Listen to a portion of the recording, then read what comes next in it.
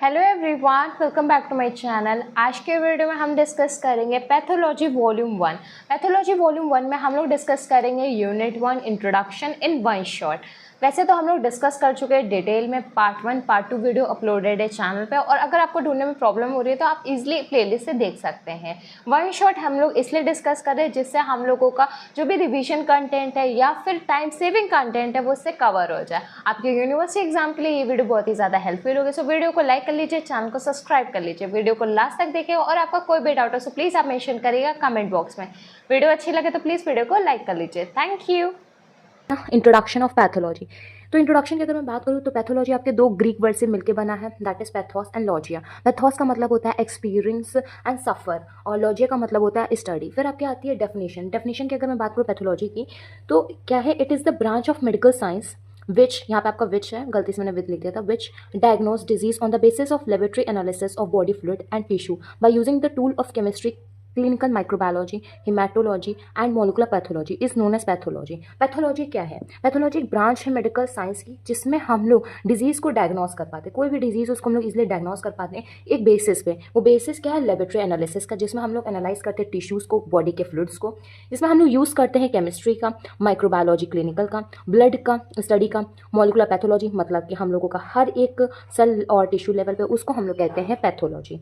फिर पैथोलॉजी के आपके टाइप्स आते हैं या फिर आप कह सकते हैं ब्रांचेस आते हैं। तो सबसे पहला आपका है एनाटॉमिकल पैथोलॉजी, जिसमें हम लोग स्टडी करेंगे लार्ज स्ट्रक्चर ऑफ बॉडी जैसे कि बोन, ऑर्गन। फिर आपका आएगा साइटोपैथोलॉजी, जिसमें हम लोग स्टडी करेंगे सेल के बारे में। फिर आपका आएगा क्लिनिकल। क्लिनिकल में हम लोग वो पैथोलॉजी पढ़ेंगे जो आउट पेशेंट सेटिंग का होता है, मतलब कि जो हॉस्पिटल में होता है। फिर हम लोग पढ़ेंगे फॉरेंसिक, जिसमें हम लोग क्राइम सीन्स में डेड बॉडीज होती है ना, उसके में। फिर पढ़ेंगे डर्मा। डर्मा का मतलब आपको लोग स्टडी करेंगे डिजीज़ को जो आपकी स्किन में होगी।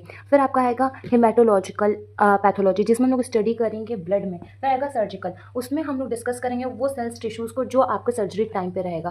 फिर आपका आएगा न्यूरोपैथोलॉजी, उसमें हम लोग स्टडी करेंगे डिजीज़ की जब वो आपकी ह्यूमन नर्वस सिस्टम पे अफेक्ट करेगी। हिस्टो में हम लोग ह्यूमन टिश्यूज़ की स्टडी करेंगे। पल्मोनरी में हम लोग डिजीज़ डिस्कस करेंगे लंग्स की। मोलिकुलर में हम लोग ह्यूमन के टिश्यू फ्लूइड तक जाएंगे, उसको हम लोग कहते हैं मोलिकुलर लेवल। ये क्या थे आपके टाइप्स थे पैथोलॉजी के। आपके सिलेबस में डेफिनेशन और टाइप्स मेंशन नहीं है, बट मैंने आपको इसलिए बताया है कि आप पैथोलॉजी का कोई भी क्वेश्चन अटेम्प्ट करोगे तो उसको यूनिट 1 से तो आपको पैथोलॉजी की डेफिनेशन लिख देना चाहिए। कभी कभी क्या है, वो टाइप्स आपको या ब्रांचेस आपके एक एमसीक्यू में या वेरी शॉर्ट में आ सकते हैं, तब के लिए यूनिट में आपका सिलेबस मेंशन है importance of study of pathology से। तो हम क्यों पैथोलॉजी की स्टडी कर रहे हैं, क्या इंपॉर्टेंस है पैथोलॉजी की स्टडी का? तो सबसे पहले अगर मैं बात करूँ कि इस जो आप पढ़ रहे हो पैथोलॉजी, वो आपके लिए क्यों इंपॉर्टेंट है, तो पहला पॉइंट इसमें दे रखा है जिससे हम लोग अंडरस्टैंड कर सकें, समझ सकें कि क्या कॉज है डिजीज़ का। द रीज़न क्या है, मैंने इसको हाईलाइट भी करा है पेंसिल से, कॉज पता कर सकें डिजीज़ का। तो understanding the cause of disease, जिसमें हम लोगों को मेन इटियोलॉजी पैथोजेनेसिस पता चलती है, क्या मेन कॉज है और किस तरीके से वो बॉडी में डिजीज कॉज करती है। सेकंड, नॉलेज मिल सके डिजीज कैसे प्रोग्रेस होती है। अर्ली और इफेक्टिव डायग्नोसिस कर सके डिसऑर्डर्स का। प्रिवेंशन कर सके डिजीज कंडीशन का। कोई भी डिजीज़ कंडीशन है जैसे कि ब्रेस्ट लंप है, तो ब्रेस्ट लंप के लिए हम लोगों को करना चाहिए FNAC, जिससे हम लोग इसको ट्रीट कर सकते हैं। हम लोगों को इफेक्टिव मैनेजमेंट मिलता है पैथोलॉजी की वजह से। तो ये आपके 5 मेन इंपॉर्टेंट पॉइंट है जो स्टडी बता रहे हैं आपको पैथोलॉजी की। साथ में आप लिख सकते हैं कि आप इसको एजुकेशन में यूज़ करते हो, रिसर्च में यूज़ करते हो, और आप पब्लिक हेल्थ को इम्प्रूव कर रहे हो। ये कुछ ऐसे पॉइंट्स हैं जो आप इनको लिख सकते हो। रिसर्च में यूज़ कर सकते हो, पब्लिक हेल्थ को इम्प्रूव कर सकते हो, डिजीज़ को आप डिक्रीज़ कर सकते हो। तो ये सारी चीज़ आपके लिए 4 से 5 पॉइंट इसलिए इंपॉर्टेंट है कि ये 5 पॉइंट इंपॉर्टेंस है, लेकिन आप अलग से 5 पॉइंट भी करेंगे तो वो बेटर होगा। अब मेरा मतलब इसलिए ऐसा कहने का है जिससे आपका ईजी रहे और आपके मार्क्स भी ईजिली गेन हो सकें। अगर ये आपके 5 मार्क्स में आएगा इंपॉर्टेंस, तो आप डेफिनेशन लिख देंगे। डेफिनेशन लिखने के बाद में वो पॉइंट मेंशन कर देंगे जो भी हम लोगों ने डिस्कस करा टाइप्स में। फिर आप लिखेंगे importance of study of pathology, जिसमें आप ये 5 पॉइंट्स को मेंशन करेंगे, जिसमें क्या है understanding the cause of disease. सबसे पहले पता चलेगा क्या कारण है, किस कारण की वजह से आपकी डिजीज आपकी बॉडी में अकर हो रही है, पहला पॉइंट क्लियर। फिर आपका आएगा नॉलेज अबाउट डिजीज। नॉलेज का मतलब क्या है, आपको पूरी जानकारी मिले कैसे आपकी बॉडी में डिजीज प्रोग्रेस हो रही है, कैसे डिजीज यहाँ से के पूरे में उसमें फैल रही है और कैसे इसको हम लोगों को सेव करना है। फिर अर्ली एंड इफेक्टिव डायग्नोसिस हम कर पाते हैं डिजीज का। डायग्नोसिस करने से हम लोग उसका मैनेजमेंट इफेक्टिव वे से कर पाते हैं। अगर हम लोगों को पता ही नहीं चला पेशेंट को टीबी हुआ है तो हम उसको कैसे ट्रीट करेंगे। फिर आपका आता है प्रिवेंशन। प्रिवेंशन करने के लिए हम लोगों को स्क्रीनिंग करना पड़ता है, हम लोगों को हर एक चीज़ हर एक स्टेज क्लियर होनी चाहिए। लेकिन जब तक आपको डिजीज नहीं क्लियर है, डिसऑर्डर नहीं क्लियर है, क्या आप प्रिवेंशन कर पाएंगे? नहीं। प्रिवेंशन के लिए पहले आपको डायग्नोसिस डिसऑर्डर पता होना चाहिए, उसके बाद ही आप डिजीज का प्रिवेंशन कर पाएंगे। जैसे कि आपका एग्जांपल भी मेंशन है, मैंने रेड पेन से मेंशन करा है। फिर आपका आता है इफेक्टिव मैनेजमेंट। मैनेजमेंट इफेक्टिव इसीलिए है कि जैसे डिजीज को आप प्रिवेंट करोगे तो मैनेजमेंट भी आप इफेक्टिव यूज करोगे, जिसमें आप पेशेंट को समझाओगे, पेशेंट को ऑब्जर्व करोगे, ट्रीटमेंट करोगे, पेशेंट के लिए जो हेल्पफुल है, जो उसके लिए है वो आप उसको प्रोवाइड करोगे, प्रिवेंट करोगे कि उसकी डिजीज कंडीशंस को रुक सकें। तो ये 5 पॉइंट आपके क्या इंपॉर्टेंस है, ठीक है। नेक्स्ट आप अलग से क्या एड ऑन कर देंगे, एजुकेशन। पैथोलॉजी से आपको, पैथोलॉजी सब्जेक्ट से आपको एजुकेशन मिलती है। किसकी एजुकेशन मिलती है कि आप जान सको कि कैसे डिजीज कंडीशन हर एक सेल, हर एक टिश्यू में क्या चेंजेस लाते हैं। तो वो आप एक एजुकेशन कर रहे हो ना, तो आपको कैसे पता चला, जब आपने पैथोलॉजी पढ़ी। रिसर्च, रिसर्च का क्या मतलब है, रिसर्च का मतलब ये है कि पैथोलॉजी में ऐसा नहीं है कि जो चीज़ है उतनी ही है, रिसर्च आगे नहीं होती है। फॉर एग्जांपल आज वो आपने अगर पैप्टिक अल्सर करा है तो पैप्टिक अल्सर के लिए ना जाने कितनी रिसर्चेस हुई होंगी, तो आज भी बहुत सारी रिसर्चेस हो रही होंगी जिससे नई डिजीज के बारे में हमें पता चलेगा। तो लेकिन ऐसा नहीं है कि रिसर्च गया डायरेक्ट रिसर्च कर दी, एक एक लेवल की स्टेप की नॉलेज के बाद आप रिसर्च करते हो ना, तो वो रिसर्च में भी आपकी पैथोलॉजी की स्टडी हेल्प करती है। आप पब्लिक हेल्थ को इंप्रूव कर सकते हो। पब्लिक हेल्थ आपकी क्या होती है, इंप्रूव होती जा रही, धीरे धीरे आप हेल्थी तो इंप्रूव कर रहे हो, और जो डिजीज कंडीशन है वो आप डिक्रीज कर रहे हो। कैसे, आप डिजीज को मैनेज कर रहे हो, अर्ली डायग्नोसिस। तो ये आपके 10 पॉइंट है जो आपके लिए हेल्पफुल है। तो पहला आपका जो टॉपिक था वो कंप्लीट हो गया। दूसरा टॉपिक है आपका सेल इंजरी। सेल इंजरी, अगर मैं बात करूँ सेल इंजरी क्या होता है, तो थोड़ा सा हम बुक से डिस्कस करते हैं। सेल इंजरी क्या होता है, सेल मेंटेन करता है देयर नॉर्मल होम्योस्टेसिस और इनकाउंटर करता है फिजियोलॉजिकल स्ट्रेस और पैथोलॉजिक स्टिमुलाई को। जब वो जाता है अडेप्टेशन में, कुछ नहीं है, जब उसके ऊपर एक्सटर्नल स्ट्रेस स्टिमुलाई आता है, जब सेल अडेप्ट करता है, उसी को कहते हैं हम लोग सेल इंजरी। सेलुलर रिस्पॉन्स होता है सेल इंजरी पे, उसमें आपको एक चार्ट बनाना है। क्या होता है, एक नॉर्मल टिश्यू था, बाहर से स्ट्रेस पड़ा, सेल का रिस्पॉन्स हुआ। उस सेल के रिस्पॉन्स में आपको 3 चीज देखने को मिलेगी। सबसे पहला है सेलुलर अडेप्टेशन, मतलब कि सेल अडेप्ट कर लेगा। अडेप्ट कर लेगा तब उसको क्या देखने को मिलेगी, एट्रोफी देखने को मिलेगी, हाइपरट्रोफी देखने को मिलेगी, हाइपरप्लेजिया देखने को मिलेगा, मेटाप्लेजिया देखने को मिलेगा और डिस्प्लेजिया देखने को मिलेगा। इन सब को देखने के बाद उसका जो सेल है वो नॉर्मल रिस्टोर्ड हो जाएगा, क्योंकि स्ट्रेस हो गया, अब क्या रिमूव। अब सेकंड नंबर पे आएगा रिवर्सिबल सेल इंजरी। इसमें क्या है, जो सेल है वो क्या, रिवर्सिबल सेल इंजरी का मतलब है सेल इंजरी करेगी लेकिन बाद में अपने आप को रिपेयर कर लेगी, नॉर्मल सेल बन जाएगी। इसमें क्या है, सेल अपने आप का डिजनरेशन का होगा, सब सेलुलर ऑल्टरेशन है, इंट्रा सेलुलर एक्यूमुलेशन होगा, उसके बाद में जो स्ट्रेस रिमूव होने के बाद में रिपेयर और हील हो जाएगा सेल। रिवर्सबल में क्या है, सेल अपने आप को फिर से सही नहीं कर पाएगा, मतलब कि स्ट्रेस जैसे पड़ेगा वो क्या हो जाएगा, डेथ हो जाएगी। तो ये आपका क्या है, इरिवर्सिबल सेल इंजरी। फिर हम बात करते हैं इटियोलॉजी ऑफ सेल इंजरी। तो इटियोलॉजी क्या है, किस कारण, मतलब क्या कॉजेस है जिसकी वजह से ये डेवलप हो रहा है। तो उसके 2 मेन कॉज है, पहला है जेनेटिक कॉज, फिर दूसरा है एक्वायर्ड कॉज। जेनेटिक कॉज आपको पता है बाय बर्थ होता है, एक्वायर्ड जो आप बाद में इन्वायरमेंट या और बाद में एक्वायर करते हो। जेनेटिक डिफेक्ट में पहला पॉइंट है डेवलपमेंटल डिफेक्ट, मतलब कि जब डेवलपमेंट हो रहा है, फेटल का डेवलपमेंट हो रहा है, उसमें कोई भी चेंज आ गया, उसमें कोई भी डिफेक्ट आ गया, उसकी वजह से ये आपको सेल इंजरी देखने को मिल सकती है। एग्जांपल में आप लिखेंगे माल फॉर्मेशन। माल फॉर्मेशन का मतलब है आपका ऑर्गन बनना कुछ था लेकिन बन कुछ गया। फॉर एग्जाम्पल आपका पैलेट और कैसा रहता है, नॉर्मल रहता है, लिप कैसा रहता है, नॉर्मल रहता है, लेकिन माल फॉर्मेशन का एक एग्जाम्पल है क्लेफ्ट लिप एंड पैलेट, उसमें ज्वाइन हो जाते हैं साथ में। फिर सिंगल जीन डिफेक्ट, मतलब कि मेंडेलियन डिसऑर्डर्स में क्या होता है, एक सिंगल जीन की वजह से पूरा क्या होता है, चेंजेस आ जाता है। वो म्यूटेशन सिंगल जीन की वजह से तो आता है, वो चेंज आपके ऑप्शन में आता है जिसकी वजह से सेल इंजरी हो जाती है। Sickle cell anaemia, sickle cell anaemia में क्या होता है, वो आरबीसीज को अफेक्ट करता है, जो आरबीसी होती है वो सिकल शेप की हो जाती है, तो हीमोग्लोबिन उसमें क्या हो जाता है, बाइंड नहीं कर पाता है, एस मतलब हीमोग्लोबिन एस ज्वाइनिंग रहती है उसमें, जिससे क्या हो जाता है, जो ब्लड है वो पास नहीं हो पाता है, नैरो हो जाती है ब्लड वेसल्स, बाद में जो वो है वो रप्चर करने लगता है ब्लड वेसल्स। फिर क्या है, स्टोरेज डिजीज, जैसे कि कोई भी इनबॉर्न एरर आ रहा है मेटाबॉलिज्म में, जैसे कि हम लोगों के आप देखोगे कितने स्टोरेज से डिजीजेज होती हैं। अगर लिपिड सही से स्टोर नहीं हो रहा है, डिजीज हो जाएगा। अगर फिनलकेटोन्यूरिया नहीं सही से मेटाबोलाइज कर पाओगे तो डिजीज हो जाएगा। तो फिनलकेटोन्यूरिया अगर नहीं हो पाता है, सॉरी फिनाअलानीन अगर सही से हम लोग मेटाबोलाइज नहीं कर पाएंगे तो डिजीज हो जाएगा, उस डिजीज को कहते हैं फिनलकेटोन्यूरिया। तो ये एक एग्जाम्पल है। तो स्टोरेज का मतलब क्या है, जब मेटाबॉलिज्म सही से नहीं हो पाएगा उसकी वजह से आपको क्या देखने को मिलेगा, चेंजेस देखने को मिलेगा सेल में, जिसके क्या होगा, सेल की इंजरी होगी। फिफ्थ पॉइंट क्या है, जेनेटिक में, जिसमें डिसऑर्डर आपको देखने को मिलेगा मल्टीफैक्टोरियल इनहेरिटेंस में। जो डिसऑर्डर्स आपके होते हैं जैसे कि डायबिटीज मेलाइटिस, हाइपरटेंशन, जिसमें क्या है ये आपके दोनों हो सकते हैं, मतलब कि जेनेटिक की वजह से भी हो सकते हैं, एनवायरमेंटल की वजह से भी हो सकते हैं। फिर आपका आता है एक्वायर्ड कॉज। एक्वायर्ड कॉज की बात हो कि आप बड़े, मतलब जब आप हो चुके हो, आपकी बर्थ हो गई, उसके बाद में आपने एक्वायर करा, जैसे कि हाइपोक्सिया इशीमिया की कंडीशन में। हाइपोक्सिया क्या है, हाइपोक्सिया क्या, ऑक्सीजन की कमी हो जाना, इशीमिया क्या, ब्लड की कमी हो जाना। तो इसकी वजह से जब सेल में कोई इंजरी हो रही है तब फिजिकल एजेंट, जैसे कि आपको कोई इंजरी हो गई, कोई ट्रॉमा हो गया, कोई इलेक्ट्रिसिटी से हो गया या डिजीज इनकी वजह से हो गई, तो उसकी वजह वजह से भी सेल में आपको चेंजेस देखने को मिलेगा। फिर थर्ड पॉइंट है केमिकल ड्रग्स, मतलब कि क्या आप ऐसे केमिकल का यूज़ कर लिया, ऐसे ड्रग या ऐसे मेडिकेशन का ड्रग यूज़ कर लिया जिसकी वजह से आपके सेल में इंजरी हो गई। माइक्रोबियल एजेंट, मतलब कि pathogenic organism, bacteria, virus, fungus, protozoa, Metazoa, parasites, ये सब आपकी बॉडी में इन्फेक्शन कॉज करते हैं। फिफ्थ पॉइंट है इम्यूनोलॉजिक एजेंट, मतलब कि एक इंडिविजुअल की इम्यूनिटी जो होती है वो चेंज होती रहती है। अगर वो सही टाइम पे नहीं वर्क करेगी तो ऑफकोर्स ही बात है उस टाइम पे वहाँ पे क्या होगा, सेल की इंजरी होगी। फिर आपका आएगा न्यूट्रिशनल डी अरेंजमेंट की बात करो, अगर इंबैलेंस हो जाएगा न्यूट्रिशन का तो बॉडी में इतनी एनर्जी नहीं होगी जिससे वो डील कर सके बाकी चीज़ों से। साइकोलॉजिकल फैक्टर, कभी कभी क्या होता है, एक ऐसा बाद में इन द सेंस एक्वायर करा हुआ ऐसा डिसऑर्डर लेते हैं, मेंटल डिसऑर्डर होता है जिसकी वजह से पर्सन डील नहीं कर पाता, जैसे कि एंजाइटी, डिप्रेशन, तो ये सारी चीज़ें।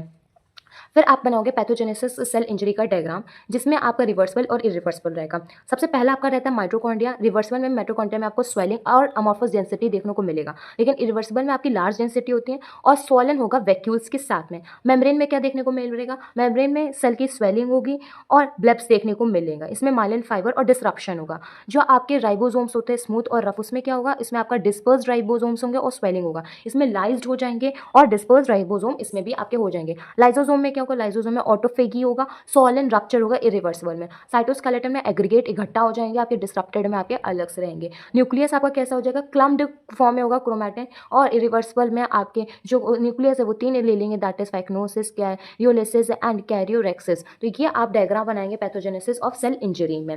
फिर आपका नेक्स्ट आता है reversible cell injury. Reversible cell injury क्या होता है, ये फंक्शनल होता है, ये आपके बायोकेमिकल एबनॉर्मलिटीज जो एक और मोर सेलुलर कंपोनेंट्स में होता है जिसकी वजह से सेल इंजरी होता है, उसको हम लोग कहते हैं रिवर्सिबल सेल इंजरी। अब ये डेफिनेशन आप एज इट इज इसको लर्न कर लीजिएगा। अब हम पढ़ेंगे हर एक सेल ऑर्गेनिज्म पे वो कैसे अफेक्ट करता है। जैसे कि सबसे पहला माइटोकॉन्ड्रिया। माइटोकॉन्ड्रिया क्या है, एक साइट है जहाँ पे एटीपी का जनरेशन होता है। It involves a reduction in oxidative phosphorylation, मतलब कि यहाँ पे जो ऑक्सीडेटिव फॉस्फोलाइरेशन होगा उसका रिडक्शन होगा, जिसकी वजह से आपका एटीपी प्रोडक्शन डिक्रीज हो जाएगा। एटीपी प्रोडक्शन डिक्रीज होते ही सेल में आपको स्वेलिंग देखने को मिलेगी और आपको एक्यूमुलेशन देखने को मिलेगा। फिर आपका क्या आएगा, सेल मेम्ब्रेन। सेल मेम्ब्रेन आपका रिस्पॉन्सिबल होता है आपके आयनिक एंड ऑस्मोटिक होमियोस्टेसिस के लिए, जो कि आपके हर एक ऑर्गेनल्स के लिए वेरी इंपॉर्टेंट है। अगर मैं बात करूँ, जब इंक्रीज मेम्ब्रेन परमेबिलिटी होती है जिसकी वजह से सेल की स्वेलिंग होने लगती है, तभी बैबलिंग आपको देखने को मिलेगा आपके डायग्राम में। प्रोटीन सिंथेसिस आपको राइबोसोम में होता है, रफ एंडोप्लाज्मिक रेटिकुलम में आपको देखने को मिलेगा, स्मूथ में आपके प्रोटीन राइबोसोम्स नहीं होते हैं। जब इनका फॉर्मेशन कम होगा, मतलब प्रोटीन का फॉर्मेशन कम होगा, तो सेल का फंक्शनिंग भी डिसफंक्शनिंग होने लगेगा, सही से नहीं कर पाएगा, जिसकी वजह से रिकवरी तब होगी जब स्ट्रेस रिमूव हो पाएगा। इसी की वजह से आप जब देखोगे तो राइबोसोम्स आपके डिस्पर्स्ड देखेंगे। फिर साइटोस्केलेटन की अगर मैं बात करूँ, ये आपके डिसरप्शन साइटोस्केलेटन एलिमेंट्स का होगा, जिसकी वजह से सेल शेप चेंज हो जाएगा, यहाँ तक कि सेल एडेशन में भी आपको चेंजेस देखने को मिलेगा। अगर इसकी रिकवरी तभी होगी जब स्ट्रेस रिमूव होगा। फिर आएगा जेनेटिक एपरेटस की अगर मैं बात करूँ, जो क्रोमैटिन है वो क्लम्प हो जाएगा, जिसकी वजह से डीएनए डैमेज हो जाएगा। डीएनए डैमेज होते ही आपके जीन के एक्सप्रेशन में बहुत ज़्यादा इंपेयरमेंट देखने को मिलेगा, जो आगे जाके आपका इरिवर्सिबल सेल इंजरी कॉज कर सकता है, क्योंकि वो जेनेटिक में आ जाएगा, राइट। फिर आपका आएगा इरिवर्सिबल सेल इंजरी की अगर मैं बात करूँ, तो जो सेल जाते हैं इरिवर्सिबल में, उसका स्ट्रक्चर फंक्शन तभी होगा जब उसको इशीमिया हाइपोक्सिया परसिस्ट रहेगा। इसमें भी हम लोग हर एक ऑर्गन्स पे पढ़ेंगे। जैसे कि पहला है माइटोकॉन्ड्रियल डैमेज। ये माइटोकॉन्ड्रियल डैमेज होने की वजह से एटीपी का प्रोडक्शन डिक्रीज हो जाएगा और यहाँ पे आपका रिलीज होगा प्रो एओप्टिक प्रोटीन्स का, जो कि आपके सेल डेथ का मेन रीजन बन जाता है। फिर सेल मेम्ब्रेन डैमेज होगा, इसमें क्या होगा, सीवियर मेम्ब्रेन डैमेज होगा, जिसकी वजह से मेम्ब्रेन की इंटीग्रिटी भी लॉस हो जाएगी, आगे चल के लीकेज होगा, उस लीकेज के बाद में उसकी डेथ हो जाएगी। फिर क्या है आपका एंजाइम लीकेज, जिसका मतलब क्या होता है, हाइड्रोलिटिक एंजाइम लीकेज अगर तब होगा जब आपके एंजाइम जो लाइसोसोम से रिलीज होते हैं साइटोप्लाज्म में, उनका डाइजेशन सेल के कंपोनेंट्स ही करने लगे। जब वो ही नहीं रहेंगे तो आफ्टर ऑल सेल की क्या हो जाएगी, डेथ हो जाएगी। तो ये टॉपिक भी आपका कंप्लीट हो गया सेल इंजरी का। अगर एग्जाम में सेल इंजरी का आएगा तो आप सबसे पहले क्या लिखेंगे, सेल इंजरी की इंट्रोडक्शन लिखेंगे, फिर सेलुलर रिस्पॉन्स लिखेंगे, फिर इटियोलॉजी लिखेंगे। इटियोलॉजी लिखने के बाद में इटियोलॉजी को एक्सप्लेन भी करेंगे, फिर पैथोजेनेसिस लिखेंगे जिसमें हम लोग डायग्राम बनाएंगे रिवर्सिबल इरिवर्सिबल का, फिर रिवर्सिबल सेल इंजरी को डिफाइन करेंगे, फिर इरिवर्सिबल सेल इंजरी को डिफाइन करेंगे। कभी कभी एग्जाम में क्वेश्चन इस तरीके से भी आ जाता है कि सेलुलर एडेप्टेशन को एक्सप्लेन करो, मतलब कि एक मिनट मैं आपको बुक से दिखा दे रही हूँ, मतलब कि कभी कभी कह देते हैं सेलुलर एडेप्टेशन को डिफाइन करो। तो सेलुलर एडेप्टेशन के लिए सबसे पहले आप सेल इंजरी को बताएंगे, सेल इंजरी की डेफिनेशन बताएंगे, फिर सेलुलर एडेप्टेशन बताएंगे, फिर हर एक को एक्सप्लेन करेंगे। अब इसका मतलब क्या होता है मैं आपको बता दे रही हूँ, जिससे आपको बिल्कुल क्लियर हो जाए। सबसे पहला है एट्रॉफी। एट्रॉफी का मतलब होता है आपकी सेल साइज डिक्रीज होगी। इस चीज़ को आप नोट कर लीजिए तुरंत, अगर आपको पता चल जाएगा तो आपका कभी डाउट नहीं रहेगा। एट्रॉफी का मतलब क्या होगा? रिडक्शन होगा सेल साइज में। मैं एक लाइन में बता रही हूँ जिससे आपको याद रहे। हाइपरट्रॉफी का मतलब क्या होगा? सेल साइज का इंक्रीज होना। नाम से पता चला हाइपर मतलब सेल साइज का इंक्रीज होना। हाइपरप्लेशिया का मतलब होता है number of cells increases. Cell का नंबर जब बढ़ेगा तब होता है हाइपरप्लेशिया। मेटाप्लेशिया का मतलब होता है replacement of one somatic cell to another. Meta मतलब रिप्लेसमेंट, एक सेल से दूसरे सेल का रिप्लेसमेंट होगा, लेकिन वो सेल सोमैटिक होनी चाहिए। फिर आता है आपका डिस्प्लेशिया। डिस्प्लेशिया की अगर मैं बात करूँ, इसमें क्या होता है? एबनॉर्मल सेल ग्रोथ होती है, वो भी इंक्रीज में। अब हम इसको डिस्कस कर लेते हैं through the notes. Cellular adaptation. Cellular adaptation क्या होता है? इसमें हम लोग मॉर्फोलॉजिक चेंजेस देखते हैं, बायोकेमिकल चेंजेस आपके जो आते हैं सेल में, वो भी आपकी इंजरी सेल में। जो सेल होता है वो अपने आप को अडेप्ट करता रहता है, जैसे जैसे उसका इन्वायरमेंट चेंज होता रहता है, जैसे उसकी नीड्स रहती है वैसे ही उसका अडेप्टेशन रहता है। नीड्स क्या होती है सेल्स की? जो कि होती है फिजियोलॉजिकल, इसीलिए उसका जो अडेप्टेशन होता है उस अडेप्टेशन को हम लोग कहते हैं फिजियोलॉजिकल अडेप्टेशन। जब आगे आप देखोगे कि वो पैथोलॉजिकल अडेप्टेशन कैसे करेगा, मतलब कि जब वो नॉन टॉक्सिक पैथोलॉजिकल इंजरी में इन्वॉल्व रहेगा तब वो पैथोलॉजिकल अडेप्टेशन करेगा। The physiological and pathological adaptation are brought about by the following two process. आपके दो ऐसे मेन प्रोसेस हैं, ठीक है? क्या है? पहला पॉइंट है बाय इंक्रीजिंग देयर नंबर। जब नंबर बढ़ेगा मतलब कि हाइपरप्लेशिया भी मैंने आपको बताया, तब आप कह सकते हो ये होगा। या फिर आपका बढ़ेगा या घटेगा साइज, जिसको हम लोग कहते हैं साइज बढ़ने को कहते हैं हाइपरट्रॉफी, घटने को कहते हैं अट्रॉफी। अब नेक्स्ट क्या आएगा? जब इसमें आपका मेटाप्लेशिया डिस्प्लेशिया, मतलब कि जिसमें भी आपके फिनोटाइपिक डिफरेंशिएशंस आएंगे। फिर हम डिस्कस करते हैं हर एक को वन बाय वन। सबसे पहला आपका क्या है? एट्रॉफी। एट्रॉफी का मतलब क्या होता है? एट्रॉफी का मतलब होता है रिडक्शन होगा सेल साइज में, जिसका मेन क्या होता है? जो सच भी जैसे भी सेल होते हैं वो आपके क्या हो जाते हैं? रिड्यूस होने लगते हैं। इसका क्या है? बहुत ही कम ब्लड सप्लाई होगा, बहुत ही ज़्यादा उन पर वर्क पड़ रहा होगा, एज हो गई होगी, या फिर पुअर न्यूट्रिशन होगा।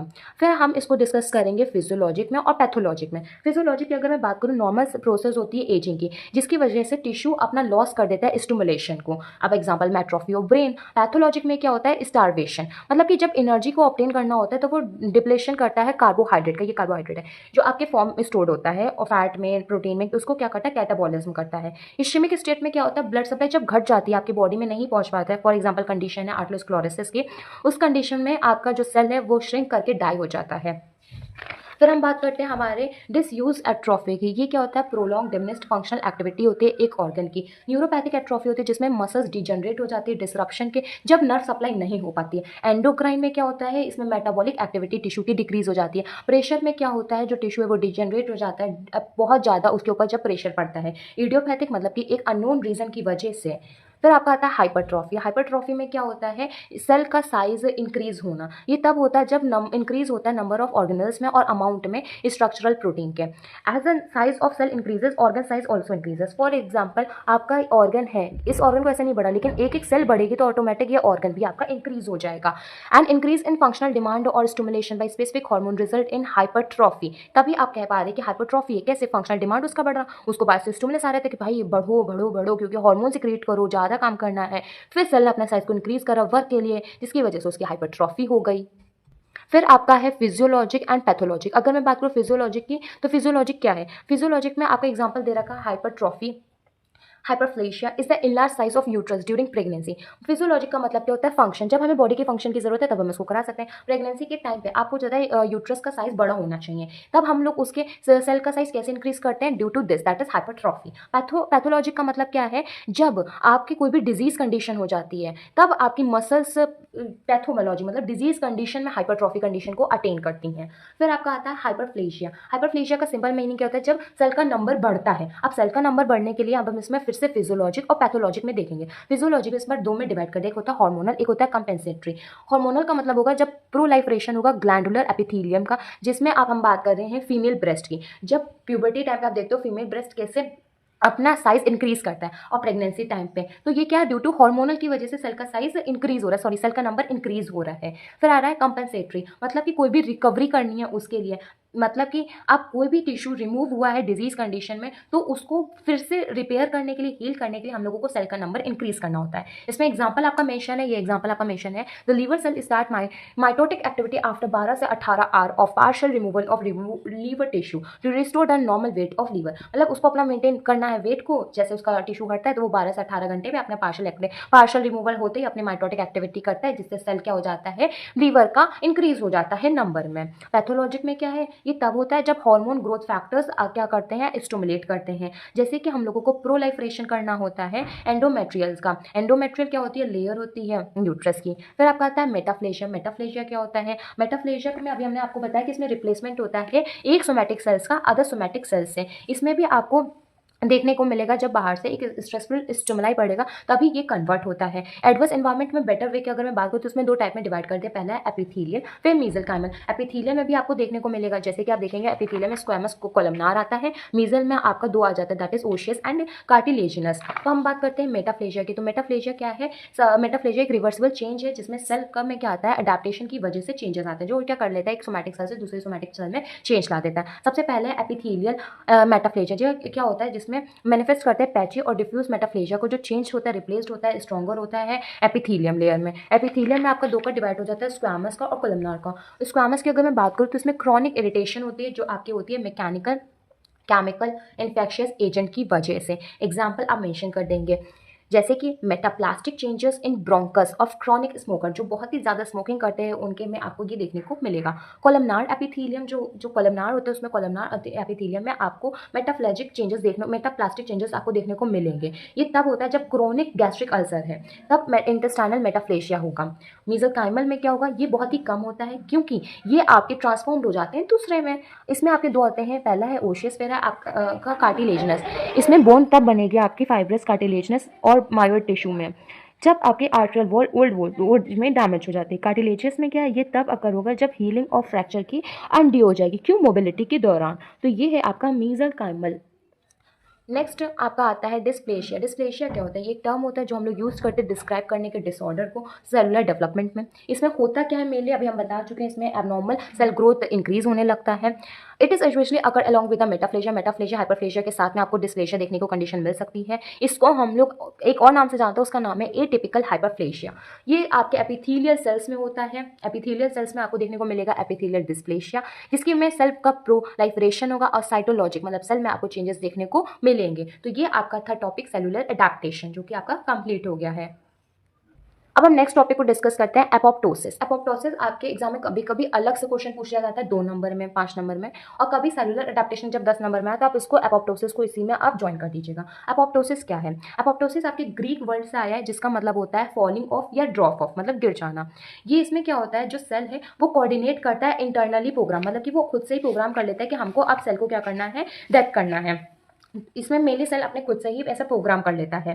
फिर इसमें क्या होता है, आपकी एक प्रोसेस के दौरान होता है। फिर हम आगे पढ़ते हैं, it is the type of coordinated and internally program cell that because the process involve activation of signal transduction pathways and proteases which is start and accomplish the procedure of cell death. अब इसका मतलब क्या है, इसका मतलब ये है जो सेल अपने आप को एक सिग्नल देती है, उस सिग्नल में ये होता है कि आप अपने आप को प्रिपेयर करो, जिससे वो अपने फिजियोलॉजी फंक्शन को डिक्रीज करेगी, शट डाउन करेगी। उसके बाद में सेल अपने आप को श्रिंक करेगी, सरफेस को स्मॉल बबल का फॉर्मेशन करेगी, फिर फैगोसाइटोसिस करके अपने आप को क्लीन करेगी। ये चीज़ मैंने बुक में मेंशन करी है। अब इसमें सिंपल सा एपोप्टोसिस की डेफिनेशन तो हर जगह मिल जाती है, लेकिन एपोप्टोसिस के जो आपके मैकेनिज्म है वो बहुत नहीं मिलते हैं। तो पहला मैकेनिज्म का पॉइंट है सिग्नल टू स्टार्ट। सेल को सिग्नल रिसीव होते हैं या तो बाहर से या तो अंदर से सेल के, जिसे पता होता है कि उनको छोड़ना है। प्रिपरेशन होती है जहाँ पे सेल शट डाउन करता है अपने हर एक नॉर्मल वर्क को। श्रिंकलिंग और बबलिंग होती है जिसमें सेल श्रिंकन करता है। सरफेस में क्या फॉर्मेशन होता है, बबल्स का। जैसे जैसे बनेगा सेल अपने डैमेज होता जाएगा, सेल फिर डैमेज के बाद डेथ हो जाएगा। जो उसके आसपास के नेबर सेल्स हैं या फिर आप कह सकते हो इम्यून सेल्स हैं, वो फैगोसाइटोसिस करेंगे, वहाँ पे क्लीन अप करेंगे लाइक का क्रू। तो ये है आपका एपोप्टोसिस का मैकेनिज्म। एपोप्टोसिस के कॉजेज आते हैं, एपोप्टोसिस के 2 कॉजेज है, पहला है नेचुरल, दूसरा है डैमेज डीएनए। नेचुरल को हम लोग कहते हैं फिजियोलॉजिकल, मतलब कि कोई भी उसके फिजियोलॉजिकल चेंजेस की वजह से उसमें चेंजेस आ रहे हैं, एपोप्टोसिस हो रही है, उसको हम लोग कहेंगे नेचुरल। डैमेज मतलब कि कोई भी जेनेटिक में चेंजेस आ रहा है या कोई डिजीज की वजह से हो रहा है, उसको हम लोग कहेंगे पैथोलॉजिकल। फिर आपको ये आपका बनाना है, इसको हम लोग कहते हैं मैकेनिज्म ऑफ एपोप्टोसिस का फ्लो चार्ट। सबसे पहले क्या होगा, इनिशिएटर होगा एपोप्टोसिस का, ये आपके इंट्रासेलुलर मेम्ब्रेन में होगा। इसके बाद में रेगुलेटर्स आएंगे एपोप्टोसिस के, जो कि रेगुलेट करेंगे। फिर ये रेगुलेट बाद में करते हैं, सोच पहले लेते कि सेल डेथ अब होनी ही होनी है। उसके बाद में रिसेप्टर का एक्टिवेशन होगा, उस रिसेप्टर को हम लोग कहते हैं फास्ट रिसेप्टर एक्टिवेशन। लेकिन दूसरी साइड आपका डीएनए डैमेज भी होने लगता है। अगर आप इस स्टेज को भूल भी जाओगे तो कोई प्रॉब्लम नहीं है, लेकिन ये मेन स्टेप है आपके लिए, क्योंकि ये जो दोनों दैट इज सेरामाइड और TP53 ब्लैक्स, ये आपका मेनली क्या डैमेज करता है, माइटोकॉन्ड्रियल को और डीएनए को। इनके डैमेज इंजरी की वजह से ही आपकी बॉडी में एपोप्टोसिस अकर होता है, फिर फैगोसाइटोसिस होता है। फैगोसाइटोसिस कभी भी आए तो हमेशा याद रखना, clean up like a crew. तो एपोप्टोसिस टॉपिक आपका कंप्लीट हो गया। तो इन्फ्लामेशन आपका डिराइव्ड हुआ है लैटिन वर्ड से। लैटिन वर्ड उसको हम लोग कहते हैं इन्फ्लामाओ। अब इसका मतलब क्या होता है, इसका मतलब होता है सेट अलाइट या फिर इग्नाइट, मतलब कि थोड़ा सा सूजा हुआ या फिर ऐसा फूल सा गया हो, उसको हम लोग कहते हैं इन्फ्लामेशन। इन्फ्लामेशन एक आपका इनिशियल और इंस्टेंटेनियस रिस्पॉन्स है कोई भी इंजरी का। अगर आपकी बॉडी में कोई भी इंजरी, कोई भी चोट हुई है, उसमें आपकी बॉडी क्या इनिशियली रिस्पॉन्स करती है, वो भी इंस्टेंट। आपको देखते हो वो चोट लगती है तो इंस्टेंट रिस्पॉन्स रहता है ना। और इन्फ्लामेशन आपका, ये मैंने शॉर्ट में लिखा है, इसका फुल रहता है इन्फ्लामेशन। इन्फ्लामेशन आपका एक्यूट भी हो सकता है, क्रॉनिक भी हो सकता है। एक्यूट का मतलब होता है शॉर्ट टाइम ड्यूरेशन का भी हो सकता है, क्रॉनिक मतलब कि ज़्यादा टाइम का भी हो सकता है। इसमें क्या होता है, लोकल रिस्पॉन्स होता है लिविंग मेमेलियम टिश्यूज़ पे, जो कि इंजरी की वजह से होता है। इंजरी आपके कोई एजेंट है उनकी वजह से हो सकता है। अभी हम आगे डिस्कस करेंगे कैसे, ऐसे कौन से एजेंट है, ऐसे कौन से आपके फैक्टर्स है जिनकी वजह से आपको आगे चल के इन्फ्लामेशन होगा या हो सकता है। तो हम सबसे पहले बात करते हैं हमारे कॉजेज़ की। नेक्स्ट आपकी हेडिंग क्या है, कॉजेज। अब हम लोग हेडिंग बाई हेडिंग करते हैं तो इजी रहता है। जैसे कि ये आपका इंट्रोडक्शन हो गया, ये आपकी क्या हो गई, डेफिनेशन हो गई। अब क्या आपका कॉजेज है, तो अब हम बात करते हैं हमारे कॉजेज की। तो कॉजेज क्या है, कॉजेज में आपकी 4 मेन कॉज आते हैं। सबसे पहला है आपका फिजिकल एजेंट, फिर आपका है केमिकल एजेंट, फिर आपका इम्यूनोलॉजिकल एजेंट, फिर आपका है बायोलॉजिकल एजेंट। अगर मैं बात करूँ फिजिकल एजेंट की, तो इसमें फिजिकल मतलब कि आपका आएगा हीट, टेम्परेचर, ट्रॉमा, कोल्ड। ये सारे फैक्टर की वजह से अगर आपकी बॉडी में कोई भी इंजरी हो रही, कोई भी इन्फ्लामेशन हो रहा है, तो वो आपके क्या होंगे, फिजिकल एजेंट होंगे। फिर आपका आएगा केमिकल एजेंट। केमिकल्स में आपकी क्या आएंगे, ऑर्गेनिक इनऑर्गेनिक कंपाउंड, मतलब कि जिसमें ऑर्गेनिक इनऑर्गेनिक में डिफरेंस होता है, कार्बन प्रेजेंट होता है नहीं प्रेजेंट होता है ये चीज। तो केमिकल में आपके क्या होंगे, ऑर्गेनिक इनऑर्गेनिक केमिकल्स। फिर आपका आता है इम्यूनोलॉजिकल एजेंट, ये आपके होते हैं सेल मीडिएटेड। इम्यूनोलॉजिकल मतलब कि आपके बॉडी के अंदर इम्यूनिटी रिलेटेड होंगे, जैसे कि आपका सेल मीडिएटेड। फिर आपका आएगा बायोलॉजिकल। अगर मैं बात करूँ बायोलॉजिकल का मतलब आपके आएंगे माइक्रो ऑर्गेनिज्म से रिलेटेड। माइक्रो ऑर्गेनिज्म आपको पता है वायरस होता है, बैक्टीरिया होता है, फंगल इन्फेक्शन होता है, इसकी वजह से भी आपको इन्फ्लामेशन देखने को मिलता है। फिर हम बात करते हैं क्लिनिकल साइन ऑफ इन्फ्लामेशन। तो ये 5 मेन क्लिनिकल साइन है जिनको हम लोग कार्डिनल साइन के नाम से भी जानते हैं। कार्डिनल साइंस आपके लिए इंपॉर्टेंट है, इसीलिए आप उसको याद रखिएगा। तो आपकी नेक्स्ट हेडिंग क्या है, क्लिनिकल साइन ऑफ इन्फ्लामेशन। तो पहला आपका है रेडनेस, जिसको हम लोग कार्डिनल साइन में रूबर कहते हैं। इसमें क्या होता है, जो आपकी ब्लड वेसल्स होती हैं वो डायलेट हो जाती हैं। जब ब्लड वेसल्स है, अब इसका मतलब मैं बता रही हूँ कैसे क्या है। जैसे कि मान लीजिए ये ब्लड वेसल्स है, जब ये डायलेट हो गए मतलब कि ज़्यादा हो गई, तो इसका ब्लड फ्लो भी तो इंक्रीज हो जाएगा, ज़्यादा ब्लड फ्लो इसमें इंक्रीज हो जाएगा।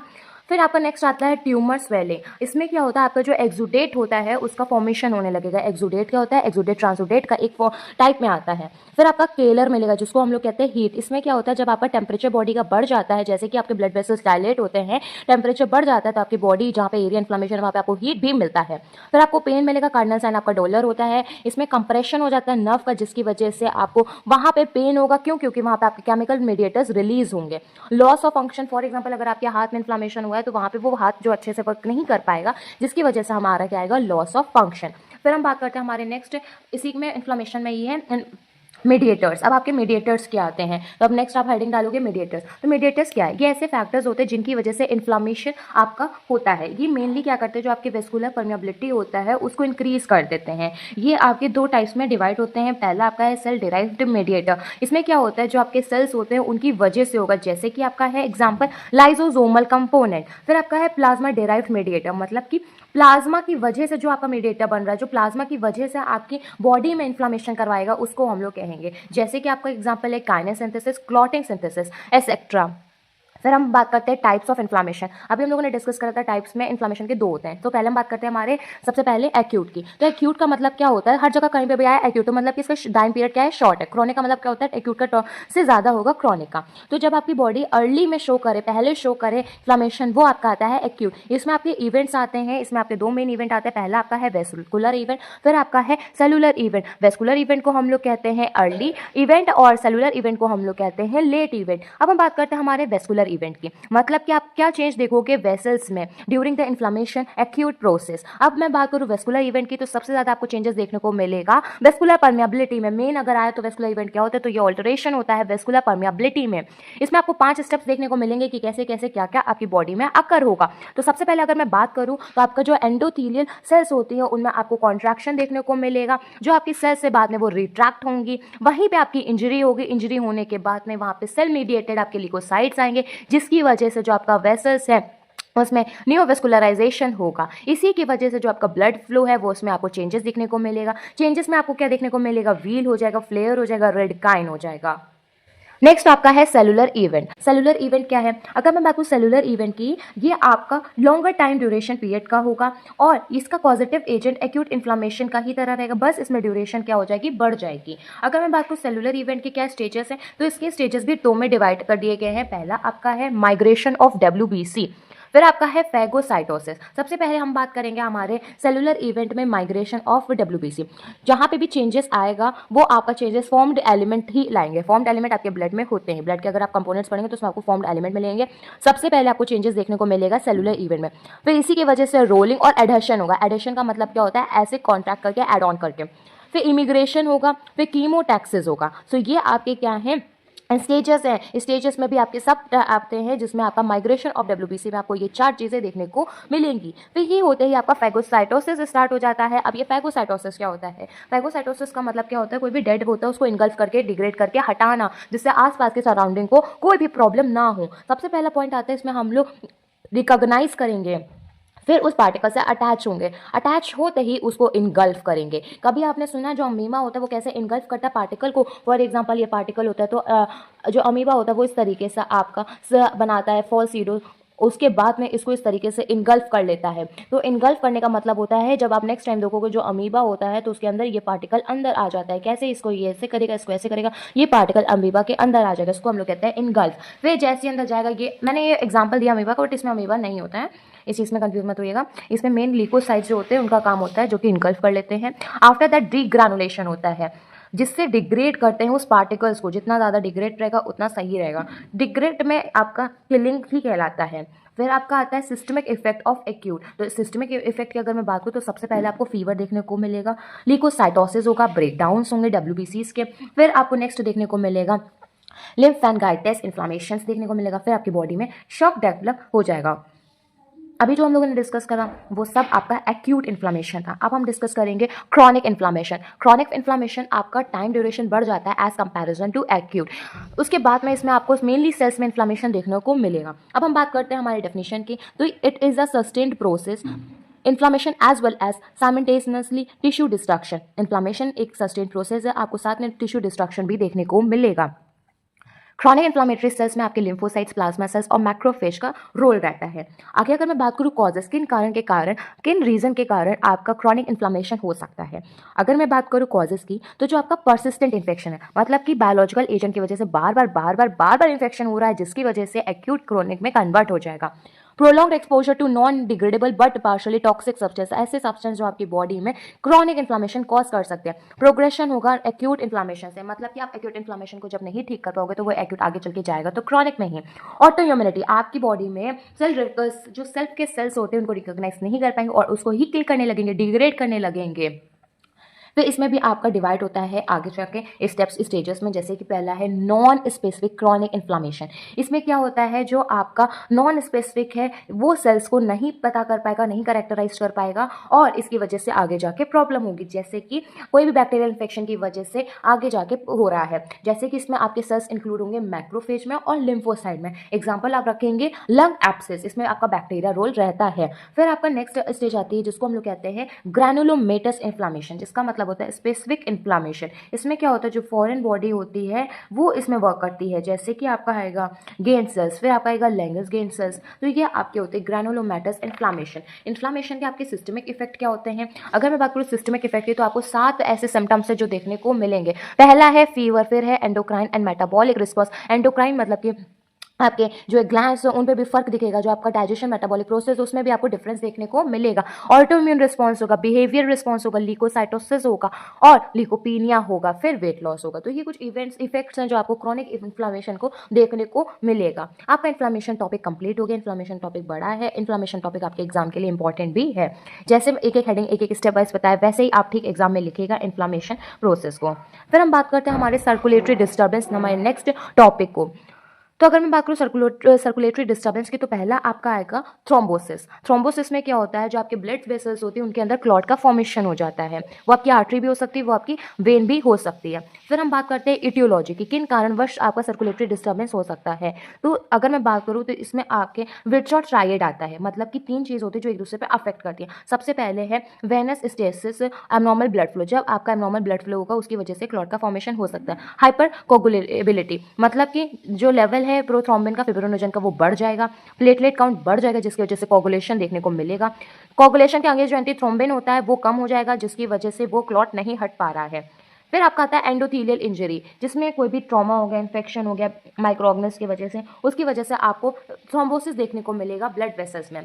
अब हम बात करते हैं इसके टाइप्स की। तो ये 2 टाइप्स का होता है। पहला आपका है आर्टेरियल थ्रोम्बोसिस, फिर आपका है वेनस थ्रोम्बोसिस। आर्टेरियल थ्रोम्बोसिस की ये बात करूँ तो ये अफेक्ट करता है आपके ब्लड वेसल्स में। वो भी मेनली नाम से पता चल रहा है कि ये आर्टरीज को करेगा। कैसे? क्योंकि ये आर्टेरियल है, ये आपका आर्टरीज पे मेनली अफेक्ट करेगा। और मोस्ट कॉमन इसका कॉज क्या है? हार्ट अटैक और स्ट्रोक। इसमें आपको देखने को क्या मिलेगा? चेस्ट पेन देखने को मिलेगा, डिस्पनिया, डिफिकल्टी होगी ब्रीदिंग में, स्वेटिंग होगा, नोजिया होगा। फिर आपका नेक्स्ट टाइप आता है जिसको हम लोग कहते हैं वेनस थ्रोम्बोसिस। इसमें ब्लड क्लॉट तो होगा, लेकिन कहाँ होगा? आपके वेन में होगा। ये कंडीशन है जब क्लॉट और इम्बोलिज्म आपके वेन या मेन या मेजर वेन में होगा, उसकी वजह से आपकी बॉडी में इन्फ्लामेशन होगा और आपकी बॉडी में फ्लूइड का एक्यूमुलेशन होगा। सिम्टम्स क्या देखने को मिलेंगे? पेन देखने को मिलेगा, टेंडरनेस देखने को मिलेगा, रेडनेस देखने को मिलेगा और स्वेलिंग देखने को मिलेगी। फिर आता है पैथोजेनेसिस। थ्रोम्बोसिस की वजह से आपकी बॉडी पे क्या इफेक्ट आ रहा है वो हम उसको देखेंगे। सबसे पहले तो इनकी वजह से ब्लड फ्लो रुक जाएगा। Blockage at the site of clot, जहाँ पे भी क्लॉट होगा वहाँ पे ब्लॉकेज होगा जिसकी वजह से आगे ब्लड फ्लो नहीं हो पाएगा, ऑब्स्ट्रक्शन का वर्क करेंगे ये ब्लॉकेज। फिर क्लॉट की वजह से, ऑब्स्ट्रक्शन की वजह से आगे चल के वहाँ पे क्या होगा? उस साइड पे आपका फॉर्मेशन हो सकता है थ्रोम्बोसिस का, और वो आपका क्या है? डेंजर है। क्यों? क्योंकि उसके बाद क्या ऑर्गन्स को ब्लड सप्लाई नहीं हो पाएगी। फिर आपका आता है इम्बोलिज्म। इम्बोलिज्म क्या है? इम्बोलिज्म का मतलब होता है जब आपका ब्लड क्लॉट हो जाए, वो डिटैच हो जाए एक साइड से दूसरी साइड में, उसको कहता है इम्बोलिज्म। कभी भी इम्बोलिस थ्रोम्बोसिस में डिफरेंस है तो मेन डिफरेंस ये होता है, थ्रोम्बस एक क्लॉट है, वो अपनी जगह पे रहेगा, वो मूव नहीं करेगा, लेकिन इम्बोलिज्म जो होता है वो मूव करता है। इम्बोलिज्म आपका एयर का भी हो सकता है, वाटर का भी हो सकता है, फैट का भी हो सकता है। इम्बोलिज्म जैसे कि air embolism, fat embolism, water embolism. लेकिन जो आपका थ्रोम्बोसिस होता है वो मेनली आपके ब्लड के क्लॉट की वजह से ही होता है। इम्बोलिज्म मेनली आपका डीवीटी मतलब कि डीप वेन थ्रोम्बोसिस की वजह से आपको देखने को मिलता है। इसमें आपके टाइप्स हैं जैसे कि आप देख रहे हैं पल्मोनरी इम्बोलिज्म, ब्रेन, आपका रेटाइनल, सेप्टिक, ये आ रहा है, एमनियोटिक, एयर, फैट, तो ये आपका इम्बोलिज्म है। अब हम बात करते हैं पैथोजेनेसिस, कैसे ये अफेक्ट करेगा। तो सबसे पहले डीप वेन मतलब कि जो आपके लेग में जो डीप वेन्स होती है वहाँ पे सबसे पहले ऑब्स्ट्रक्शन होगा जिसकी वजह से ब्लड फ्लो डिक्रीज हो जाएगा। जितना जितना ब्लड फ्लो डिक्रीज होता जाएगा जो आपकी पल्मोनरी आर्टरी है, पल्मोनरी आर्टरी मतलब कि जो मेनली आपके लंग की आर्टरीज है, उनका क्या होगा? प्रेशर बढ़ने लगेगा। जैसे प्रेशर बढ़ेगा वही चीज़ इंक्रीज करेगी हार्ट के वर्कलोड को, तो हार्ट उस चीज़ को नहीं मेंटेन कर पाएगा जिसकी वजह से हार्ट में फेल हो जाएगा। सबसे पहला राइट साइड फेल होगा जिसकी वजह से जो कार्डियक आउटपुट है वो डिक्रीज हो जाएगा, स्ट्रिक वॉल्यूम डिक्रीज हो जाएगा। फिर बीपी भी आपका क्या हो जाएगा? डिक्रीज हो जाएगा। इन सारी कंडीशन के बाद में आपके बॉडी में शॉक डेवलप होगा जो कि आपका होगा कार्डियोजेनिक शॉक। ये आपका इम्बोलिज्म की वजह से होता है। आपका टॉपिक कंप्लीट हो गया। नेक्स्ट आपका आता है disturbance of body fluid and electrolyte. इसमें पहला आपका है एडेमा। एडेमा का मतलब क्या होता है? आपकी बॉडी में फ्लूइड की वजह से स्वेलिंग हो जाना, मेनली आपके लेग में, फीट्स में, एंकल्स में देखने को मिलता है। इसके टाइप्स आते हैं, इसके 6 टाइप्स मेनली होते हैं। पहला है पेरिफेरल, अगर आपका एडेमा पेरिफेरल में हो रहा है, पल्मोनरी लंग्स में हो रहा है, सेरिब्रल ब्रेन में हो रहा है, मैकुलर हो रहा है, पिटलिंग हो रही है, या फिर पेरी ऑर्बिटल मतलब कि आई के अराउंड हो रहा है, किन की वजह से आपको ये हो सकता है? तो अगर मैं बात करूँ इटियोलॉजी की तो ये ग्रेविटी की वजह से हो सकता है। अगर आपका जो वेन है उसके वीक वाल्व है उनकी वजह से हो सकता है।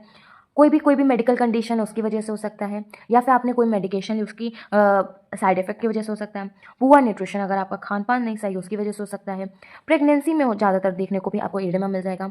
अगर आपके इम्यून सिस्टम सही से वर्क नहीं कर रहा है या फिर उसमें कॉम्प्रोमाइज्ड इफेक्ट आ रहा है तब भी आपको एडेमा देखने को मिल सकता है।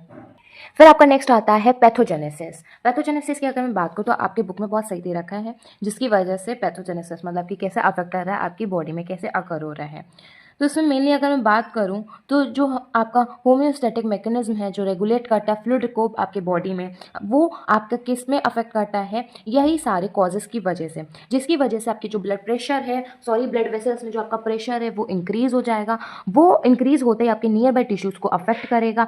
फिर वहाँ से आपको देखोगे कि परमेबिलिटी वेसल्स में भी आपको चेंज देखने को मिलेगा। वहीं से आपका फ्लूइड रेट चेंज हो जाएगा, फिर लीकेज होगा आपके कैपिलरीज में, पोस्ट कैपिलरीज में।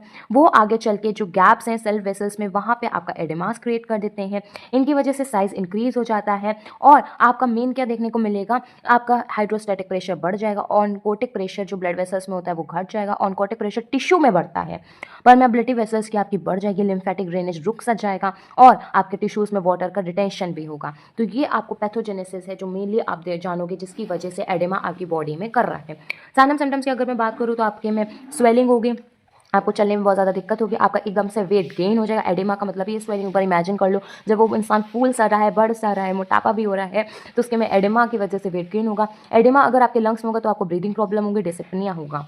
एडेमा में ही आपका दो आ जाता है, ट्रांसुडेट और एक्सुडेट। एग्जाम में हमेशा डिफरेंस आ जाता है ज़्यादातर टाइप में, तो मैंने इस तरीके से प्रिपेयर करा, आप इसी तरीके से प्रिपेयर कर सकते हो। थोड़ा सा शॉर्ट में लिखा है वो चीज़ आप लॉन्ग कर लीजिएगा, दैट्स इट। ट्रांसुडेट होता क्या है? ट्रांसुडेट एक ब्लड प्लाज्मा फिल्ट्रेट होता है जिसमें आपकी एंडोथेलियल परमेबिलिटी चेंज नहीं होती है, ये आपका है ट्रांसुडेट। एक्सुडेट क्या है? एक्सुडेट में इन्फ्लामेशन होता है टिश्यू में, लेकिन इसकी वजह से वेस्कुलर परमेबिलिटी आपकी बढ़ जाती है, ये चीज़ इंपॉर्टेंट है। ट्रांसुडेट आपका इम्बैलेंस प्रेशर की वजह से बनता है, जब प्रेशर में इम्बैलेंस आएगा तब आपका ट्रांसुडेट बनेगा। एक्सुडेट में क्या होता है? जब इन्फ्लामेशन इन्फेक्शन होगा, इसमें लिखा है मैंने इसीलिए, इन्फ्लामेशन इन्फेक्शन होगा तब आपको एक्सुडेट देखने को मिलेगा। ट्रांसुडेट में आपका नॉन इन्फ्लामेटरी एडेमा होता है, मतलब कि ना ही इन्फ्लामेशन होगा और ना ही उस इन्फ्लामेशन में एडेमा होगा, लेकिन एक्सुडेट में इन्फ्लामेशन विद एडेमा होता है। ट्रांसुडेट में प्रोटीन का कंटेंट बहुत कम होता है, लेकिन एक्सुडेट में प्रोटीन का कंटेंट हाई होता है। जो ग्लूकोज है उसका कंटेंट आपके प्लाज्मा में सेम रहता है, लेकिन एक्सुडेट में ग्लूकोज का कंटेंट प्लाज्मा में कम हो जाता है। आपकी स्पेसिफिक ग्रेविटी की अगर मैं बात करूँ तो ट्रांसुडेट की कम होती है, लेकिन एक्सुडेट की हाई होती है। पीएच की अगर मैं बात करूँ तो ट्रांसुडेट अल्कलाइन होता है और आपका एक्सुडेट का एक्सिडिक रहेगा। फिर आपका आता है लिमिटेड सेल, इसमें आपके आती हैं डेब्रिस और मेसोथेलियल सेल्स, इसमें आपकी पैरेन्काइमल सेल्स और नंबरस सेल्स आती है जो कि इन्फ्लामेटरी प्रोसेस में रहती हैं। आप एग्जांपल दे सकते हैं, जैसे कि ट्रांसुडेट में आपका आता है CHF लिवर सिरोसिस और आपके कंजस्टिव हार्ट फेलियर डिजीजेस, और एग्जाम्पल में आएगा एक्सुडेट में प्यूरुलेंट एक्सुडेट या फिर कोई भी ऑटोइम्यून डिजीज, कैंसर या इन्फेक्शन। तो ये आपका था difference between transudate and exudate. मेरे अकॉर्डिंग अब आपको समझ में आ गया होगा ट्रांसुडेट एक्सुडेट में क्या डिफरेंस है। नेक्स्ट हम टॉपिक डिस्कस करेंगे, दैट इज वुंड हीलिंग। अगर मैं बात करूँ वुंड हीलिंग टॉपिक की, तो वुंड हीलिंग आपने डिस्कस करा है AHM वॉल्यूम 1 में। जब हम लोगों ने यूनिट 1 डिस्कस करा था उसमें वुंड हीलिंग है। वुंड हीलिंग जैसा टॉपिक है आपका मेंशन है यूनिट 1 में, लेकिन यूनिट 1 की अगर मैं बात करूँ HN सब्जेक्टिव, उसमें तो आपका इन्फ्लामेशन में मेंशन था, लेकिन इन्फ्लामेशन उसमें बहुत छोटा था। इन्फ्लामेशन आपका जो इसमें मेंशन है वो बहुत अच्छे से मेंशन है, इसीलिए इन्फ्लामेशन को हम लोगों ने डिटेल में डिस्कस करा। अगर मैं बात करूँ वुंड हीलिंग की, तो प्लीज़ आप वुंड हीलिंग के लिए HN को फॉलो करिए, क्योंकि वो चीज़ हम लोग एक बार डिस्कस कर चुके हैं, फिर से उस चीज़ को डिस्कस करने से सिर्फ आपका टाइम वेस्ट होगा। एक बार आप उसको जाके एक बार रिवाइज कर लीजिए। अब हम डिस्कस करते हैं हमारे नेक्स्ट टॉपिक को, जो कि हमारा है नियोप्लेशिया। अब नियोप्लेशिया की अगर मैं बात करूँ डेफिनेशन की, तो ये होता क्या है? ये एक मास होता है एबरेंट टिश्यू का, जो कि आपके सेल एक्सपेंड या डिवाइड करते हैं एक से ज़्यादा, तब आपका बनता है नियोप्लेशिया। ये आपके बिनाइन और मैलिग्नेंट होते हैं, मतलब दो टाइप के होते हैं, बिनाइन होंगे या फिर मैलिग्नेंट होगा। बिनाइन को हम लोग नॉन कैंसरस कहते हैं और मैलिग्नेंट को हम लोग कैंसरस कहते हैं। अब ऐसा क्यों, किसी को पता है? अगर पता है तो प्लीज़ आप मेंशन करिएगा, अगर नहीं पता है तो सुनिए। बिनाइन नॉन कैंसरस इसलिए है कि अगर वो एक ऑर्गन में हुआ है तो दूसरे ऑर्गन में ट्रांसफर नहीं होता है, बिनाइन, इसीलिए वो क्या है, नॉन कैंसर। लेकिन जो मैलिग्नेंट है वो कैंसरस इसलिए है कि वो एक ऑर्गन से दूसरे ऑर्गन में फैल जाता है, इसीलिए वो मैलिग्नेंट कैंसरस है, इसीलिए उसको हम लोग कैंसरस बोलते हैं। यही चीज़ आपकी इसमें एक्सप्लेन करी गई है। अगर मैं आपको नियोप्लेशिया की, तो ये एक वर्ड है जो कि आपके दो ग्रीक वर्ड से बना है, जिसको हम लोग कहते हैं नियोस और एक को कहते हैं प्लेशिया। नियोस का मतलब होता है नई, मतलब एक नई चीज़ बनी। प्लेशिया का मतलब होता है थिंक फॉर्म। तो अगर आप इसको बनाओगे, नियोप्लेशिया का मतलब होता है कोई भी नई चीज़ का बनना, उसको हम लोग कहते हैं neoplasia. Neoplasia according to the Willis that is British oncologist, उनके अकॉर्डिंग क्या है, तो उनके अकॉर्डिंग है कि जो नियोप्लाज्म है वो एक एबनॉर्मल मास है, वो किसका बना है, टिश्यू का, जिसकी में ग्रोथ होती है, एक्सीड होता है अनकोऑर्डिनेटेड, जो कि आपका नॉर्मल टिश्यू परसिस्ट होता है सेम एक्सेसिव मैनर में। आफ्टर द सेजेशन वहाँ पे स्टिमुलाई इवोक्ड हो जाती है एज द चेंजेस। ये आपकी डेफिनेशन डिफिकल्ट होगी, आई नो, क्यों, क्योंकि ये according to the Wallace British oncologist है, तो it only depend upon you. अगर आप इसको लर्न करके अच्छे से लिख देंगे तो अच्छी बात है, नहीं तो आपको ये लर्न करनी है। इसमें थोड़ा बहुत चेंजेस कर सकते हैं, लेकिन इसमें कुछ भी चेंज नहीं करेंगे, इसमें अपना ग्रामर को जोड़ना नहीं है। फिर हम बात करते हैं नॉमेनक्लेचर ऑफ नियोप्लेजिया। नॉमेनक्लेचर की अगर मैं बात करूँ तो इसमें आपके दो मेन कंपोनेंट होता है, पहला है पैरेन्काइमा, दूसरा है सपोर्टिंग टिश्यू। सपोर्टिंग टिश्यू उसको हम लोग स्ट्रोमा कहते हैं। पैराकाइमा में आपके प्लोराइफ्लेशन होता है। प्रोलाइफ्रेशन का मतलब होता है ग्रोथ होना किसकी, नियोप्लास्टिक सेल्स की, जिससे आपका रैपिडली डिवाइड हो सकते हैं। स्ट्रोमा या फिर सपोर्टिंग में आपके कनेक्टिव टिश्यूज, ब्लड वेसल्स और आपके इम्यून रिस्पॉन्स सेल्स आते हैं। अगर मैं बात करूँ जो आपका ट्यूमर बनता है, वही ट्यूमर तो आगे चल के सारा काम करता है, राइट, जैसे कि आपका बिनाइन ट्यूमर और मैलिग्नेंट ट्यूमर। जो आपके ट्यूमर्स होते हैं तो इनका ओरिजिन होता है। ओरिजिन ऑफ ट्यूमर को आपको दो में डिवाइड कर दिया गया है, that is mesenchymal origin and epithelial origin, जो कि आप आगे पढ़ोगे तो आपको क्लियर होगा। अब हम बात करते हैं हमारे बिनाइन ट्यूमर की। ट्यूमर क्या है, बिनाइन ट्यूमर तो ये आपका एक एक्सपेंडिंग मास है टिश्यू का, जो कि आप जब माइक्रोस्कोप से देखोगे तब आपको देखने को मिलेगा। ये आपका लोकलाइज्ड, मतलब कि एक जगह जहाँ पे ओरिजिन है वहीं पे रहेगा, दूसरी जगह नहीं फैलेगा।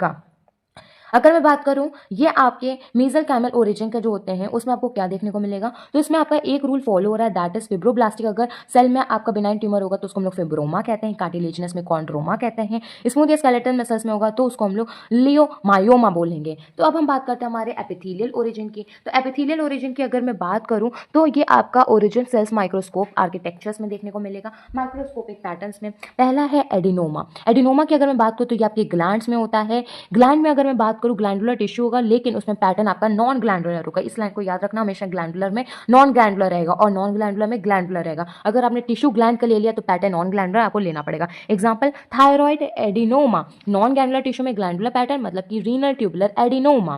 पैपिलोमा, पैपिलोमा आपका कहाँ देखने को मिलेगा, जैसे कि आपके एपिथेलियल सरफेस में एक्सटेंशन होगा। Example oral papilloma. Cyst adenoma आपको सिस्टिक में देखने को मिलेगा, एज अ मास सिस्ट में रहेगा। Example ovarian cyst adenoma. फिर आपका आता है मैलिग्नेंट ट्यूमर। इसमें भी एग्रीगेट रहता है कि आपका, बट फर्क इतना है ये आपके नियर बाय में स्प्रेड होता है, लोकेशन भी रखता है, जिसमें आपके आते हैं फर्दर ओरिजिन पे बेसिस पे, जिसमें एपिथेलियल ओरिजिन रहेगी। एपिथेलियल ओरिजिन में आपका एडिनोकार्सिनोमा रहेगा, जिसमें आप देखोगे कि जो आपकी ग्लैंड है उसमें भी आपको ग्रोथ देखने को मिलेगा। स्क्वैमस सेल कार्सिनोमा, ये आपके जो स्क्वैमस सेल एपिथेलियम होती है उसमें आपको देखने को मिलेगा, कोई भी ऑर्गन है उसमें आपको मिल जाएगा। फिर आपका आता है पॉलिप या फिर पॉलिपॉइड, जो कि आपका बिनाइन भी होता है और मैलिग्नेंट भी होता है। तो ये आपको कहाँ अराइज होता है, ये आपका अराइज होता है मुकोसल सरफेस, किसकी, कोई भी ल्यूमेन है और सरफेस में आपको ये देखने को मिल सकता है। फिर आपका आता है मिक्स्ड ट्यूमर। मिक्स्ड ट्यूमर का मतलब है ये आपका डिफरेंशिएट नहीं हो पा रहा है, बस इसमें क्लोनिंग हो रही है, कंपोस्ट में आपका एपिथेलियल भी हो रहा है और कनेक्टिव भी हो रहा है। इसका एग्जांपल आपका है फियोमॉर्फिक एडिनोमा, मतलब कि आपका जो मिक्स्ड ट्यूमर है वो आपका स्लाइवरी ग्लैंड का है। फिर है टेराटोमा। टेराटोमा ये आपका मल्टीपल जर्म सेल्स में आपको देखने को मिलेगा। जर्म सेल्स की अगर मैं बात करूं तो एग्जांपल इसका रहेगा ओवेरियन सिस्टिक टेराटोमा, जो कि आपका होता है एक डर्मोइड सिस्टम। फिर आपका आता है स्पेशियल नॉमेनक्लेचर। स्पेशियल नॉमेनक्लेचर की अगर मैं बात करूं तो मैलिग्नेंट में आपका आता है लिम्फोमा, मेलानोमा, आपका आता है एस्ट्रोसिस्टोमा, मीजोथीलियोमा, जेनोमा, हिपैटोमा। तो ये आपके स्पेशल नॉमेनक्लेचर हैं। स्पेशल नॉमेनक्लेचर का नाम इसलिए दिया गया है क्योंकि ये आपके अलग से ऐड ऑन हुए हैं। ब्लास्टोमा, जो कि आपके टिश्यू नर्व्स में रहेंगे, ट्यूमर डेवलप हो जाएंगे, लेकिन ये आपके मेजॉरिटी ऑफ कैंसरस में रहते हैं। ये आपके जुवेनाइल भी हो सकते हैं। फिर आपका आता है non tumour, that was like, जो कि आपका ट्यूमर की तरह साउंड करेगा, क्योंकि ये ट्यूमर नहीं है बट ये ट्यूमर की तरह साउंड करेगा, जिसमें आपका सब डिवाइड होगा दो में। पहला आपका है हेमाटोमा, ये कि इसमें क्या होगा, ट्यूमर रहेगा लेकिन इसकी ग्रोथ लोकलाइज रहेगी। ये आपके ऑर्गन डेवलपमेंट को मेन डिफेक्ट करेगा, जैसे कि अगर कॉन्ड्रोमा हो गया लंग्स का या फिर एडिनोमा हो गया लीवर का। फिर आपका इसी में सेकेंड आता है कोरेस्टोमा। इसमें मतलब क्या होता है, ये आपके नॉर्मल टिश्यू के हिस्टोलॉजिकल में करता है, लेकिन इसकी जो लोकेशन है वो अनयूजुअल है, जैसे कि पेनक्रियाटिक टिश्यू में आपको ये देखने को मिल गया या फिर आपके कोई भी ग्लैंड में आपको देखने को मिल गया, इस टाइप से। फिर ये आपके टेबल फॉर्म है, टैबुलर फॉर्म है नॉमेनक्लेचर ऑफ ट्यूमर को डिफाइन करने के लिए, जैसे कि इसमें ओरिजिन आपका टिश्यूज का दे रखा है, एक में बिनाइन और एक में मैलिग्नेंट। सो ये एज इसको आप बस एक बार रीड कर लेंगे। फिर आपका आता है कैरेक्टरिस्टिक्स। कैरेक्टरिस्टिक्स आपकी आ रही है बिनाइन की, मैलिग्नेंट ट्यूमर की। सबसे पहले तो ये डिफरेंशिएट एनाप्लेजिया एंड एनाप्लेजिया रहेंगे, मतलब कि इसमें कैंसरस सेल्स में आपको डिफरेंशिएशन देखने को मिलेगा। एनाप्लेजिया का मतलब क्या होता है कि इसमें डिफरेंशिएशन नहीं होगा, लेकिन डेफिनेट फीचर्स आपको कैंसर के देखने को मिलेंगे। मेन पता चल गया क्या होता है, उसके बाद के पॉइंट्स आप खुद से एड ऑन कर सकते हैं। फिर आपका आता है ग्रोथ रेट। अगर मैं बात करूँ ग्रोथ रेट की, तो बिनाइन ट्यूमर आपका धीरे धीरे बढ़ता है, लेकिन मैलिग्नेंट ट्यूमर आपका बहुत जल्दी स्प्रेड करता है। इसमें क्या होता है, बेनाइन आपका एक ही जगह रहता है जो, लेकिन जो आपका मैलिग्नेंट ट्यूमर होता है वो एक ऑर्गन से दूसरे ऑर्गन में स्प्रेड भी करता है, और ये आपका कॉज कर सकता है डेथ को भी। फिर आपका आता है लोकल इन्वेजन, जिसमें क्या आता है, जो बेनाइन ट्यूमर रहता है वो एक पर्टिकुलर साइड जहाँ पे ओरिजिन हुआ है वहीं पे इन्वेजन करेगा, लेकिन मैलिग्नेंट क्या है, वो इधर उधर सेल्स में भी करेगा। सम कैंसर्स अप्रिशिएट करते हैं आपके पहली स्टेज में, जिसको हम लोग कहते हैं प्री इन्वेजिव, मतलब कि अभी इन्वेजिव में नहीं है, अभी खतरनाक नहीं है, प्री इन्वेजिव स्टेज में, जिसको हम लोग कार्सिनोमा इन सीटू कहते हैं। फिर आता है मेटास्टेसिस। मेटास्टेसिस एक प्रोसेस होती है जिसमें ट्यूमर आपका एक जगह से दूसरी जगह स्प्रेड करता है, और ये आपका बिनाइन नहीं करता है, ये आपका कौन करता है, मैलिग्नेंट ट्यूमर करता है। बिनाइन आपका पर्टिकुलर इस तरीके से रहता है एक ही में, लेकिन मैलिग्नेंट इस तरीके से रप्चर होकर हर जगह टिश्यूज ऑर्गन्स में क्या करेगा, मैलिग्नेंट होगा। इसीलिए ये नॉन कैंसरस होता है क्योंकि स्प्रेड नहीं होता है, ये कैंसरस होता है क्योंकि ये स्प्रेड होता है। फिर आपका आता है बिनाइन और मैलिग्नेंट में डिफरेंस। पहला क्या है, बिनाइन में ये एबनॉर्मल डेवलपमेंट होता है और ये इन्फेक्शन नहीं करता अपने सराउंडिंग टिश्यूज में, और ना ही ये स्प्रेड होता है। ये क्या एबनॉर्मल डेवलपमेंट इसमें भी हो रहा है सेल का, लेकिन ये आसपास के नेबर सेल्स को डैमेज करेगा और स्प्रेड भी करेगा, जिसको हम लोग कहते हैं मेटास्टेसिस प्रोसेस भी शो करेगा।